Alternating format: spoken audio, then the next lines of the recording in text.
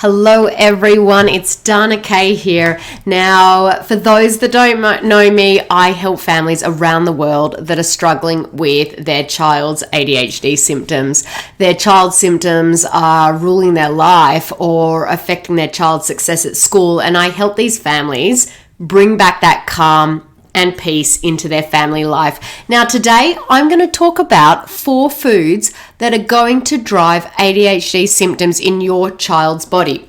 These foods will drive up inflammation and not make them feel good or be able to do good. Now I'm going to talk about the food and then I'm also going to give you some alternatives to it, so stay tuned. Now the number 1 food is gluten. I talk a lot about gluten inside my free Facebook group and free training, but gluten drives inflammation in most people's bodies. Yes, even our bodies. It is a highly inflammatory substance and is difficult to digest, causing many physical symptoms. Not only that, it triggers increased intestinal permeability in everyone, which basically means it's breaking down the gut lining. Now, there is a ton of research that has shown that even if there is no immune response to gluten, it still stimulates the production of a protein called zonulin, which increases leaky gut permeability and also blood-brain barrier permeability. Now, gluten is found in things like wheat, wheat germ, cracked wheat, barley, couscous, oats, specifically if they're not gluten-free, rye, semolina, durum, farina, farro, fu, gliadin, graham flour, kamut, matzo. I mean, I could go on and on, but they're just to name a few.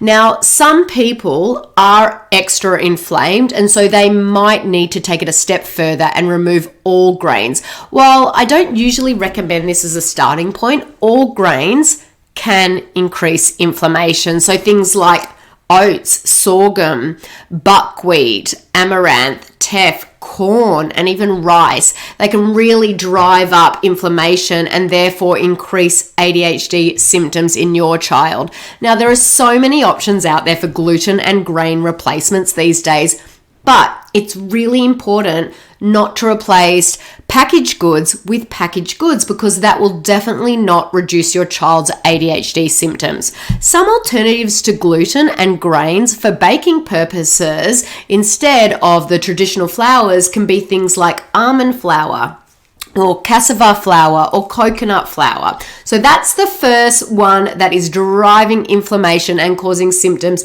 in most kids that have ADHD. So the next food that's driving up your child's ADHD symptoms would be conventional dairy. Now, dairy is the second most inflammatory food after gluten, and about 50% of people with a gluten sensitivity can also react to dairy. Therefore, it is best to follow a gluten-free and dairy-free diet. So instead of having conventional milk and cheese, you can have things like nut milks or nut yogurts like almond, coconut, macadamia nut, and cashew nut instead. There are also some great brands of non-dairy cheeses these days. Families in my program, the ADHD Thrive Method for Kids, are loving the brands Miyoko's, Violife, and also Follow Your Heart.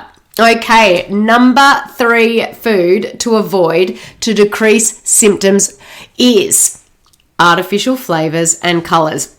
Now, in 2011, the FDA evaluated a number of studies looking at the link between artificial food dyes and their relationship to behavioral disorders, and they concluded that exposure to foods and food components, including artificial food colors and preservatives, may be associated with adverse behaviors, not necessarily relating to hyperactivity, in certain susceptible children with ADHD and other problem behaviors, and possibly in susceptible children from the general population. Now, several studies have concluded that there is a cause and effect relationship between artificial food dyes and hyperactivity or behavioral symptoms in sensitive children. Almost 1 in 3 kids with ADHD may respond to a diet that eliminates artificial food dyes. Yes, 1 in 3. That's big.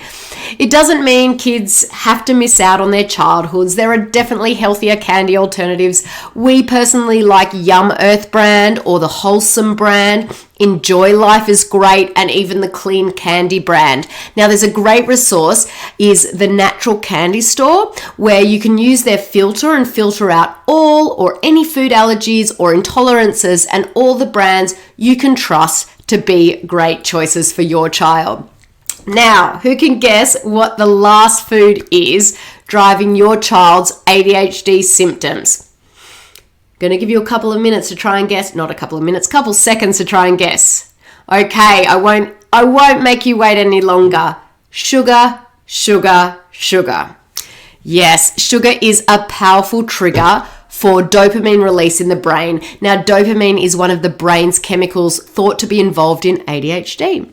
Now, eating sugar floods brain cells with dopamine, which feels really good because dopamine is our pleasure reward neurotransmitter or hormone in our body.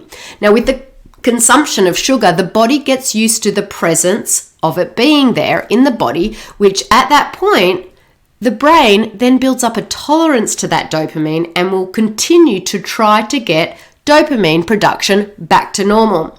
This is achieved by reducing the number of dopamine receptors, so it will then take even more sugar to produce the same effect, resulting in a resistance that contributes to eating and craving even more. The amount of families that I speak to that tell me that their kids are addicted to sugar, that is the reason why. So if a person keeps eating sugar, there may be times when brain cells run low on dopamine from being stimulated so frequently. Low dopamine activity is one of the possible causes of ADHD symptoms, and this vicious cycle may also lead to binge eating and sugar addiction. Now, the American Heart Association recommends kids aged 2 to 18 should have less than 25 grams or 6 teaspoons of added sugars daily.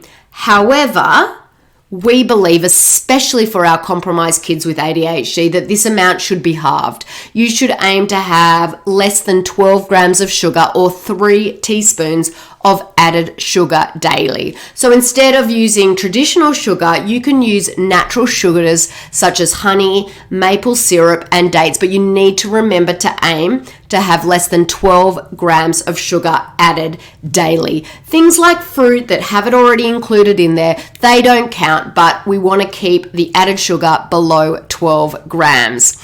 Okay, guys, if you really want to fight your child's ADHD symptoms naturally and you're kind of concerned about how you can do this alone without those expert tools or guidance, and if you are looking for answers for your child and are ready to stop doing all the things that don't work, then I invite you to book a free call with me and my team. We want to speak with you personally about how we can support you so that you can get that calm and peace back into your house within 12 weeks.